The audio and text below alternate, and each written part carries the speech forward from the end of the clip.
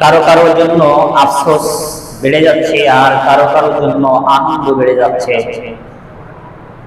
যারা পরকালে বিশ্বাসী, পরকালের চিন্তা ফিকির করে, যাদের ভিতরে তাকওয়া আছে, আল্লাহর ভয় আছে, যারা প্রকৃতপক্ষে দুনিয়াতে ভালো মানুষ, তাদের জন্য আফসোস বেড়ে যাচ্ছে। হায়রে, রোজা তো চলে গেল, আমি কি আদায় করলাম, আমি কি অর্জন করলাম?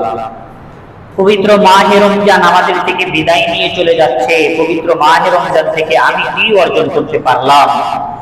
যাদের অন্তরে আল্লাহর ভয় আছে, এই কথা ভেবে তাদের আফসোস বাড়বে। রোজা যদি আরেকটু কয়েকদিন বেশি করে থাকতো, আর একটু রোজা বেশি করে রেখে আমি আল্লাহর ইবাদত বন্দেগী করতে পারতাম। আবার কারো জন্য আনন্দ, রোজা চলে যাচ্ছে, মোটামুটি ভালোভাবে খাওয়া দাওয়া করা যাবে। বিশেষ করে রোজার মাসে তো বিড়ি সিগারেট খাইতে অনেক ঝামেলা, অমুক দেখে তমুক দেখে, ইজ্জতের ব্যাপার আছে। রোজা চলে যাচ্ছে, একটু আনন্দ উপভোগ করতে পারবো।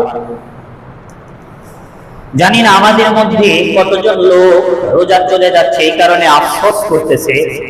তবে আমাদের আফসোস করা দরকার যদি আমরা মুমিন হই।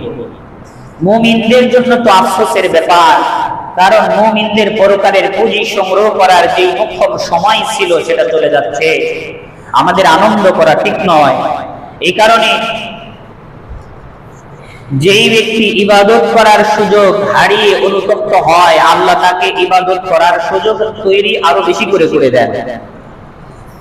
আর যদি ইবাদতের সুযোগ পেয়েও শুকরিয়া আদায় করে না, বরং আরো অলসতা করে, অনীহা ভাব প্রদর্শন করে, তাদের জন্য আল্লাহ তাআলা সব কাজের রাস্তা বন্ধ করে দেন।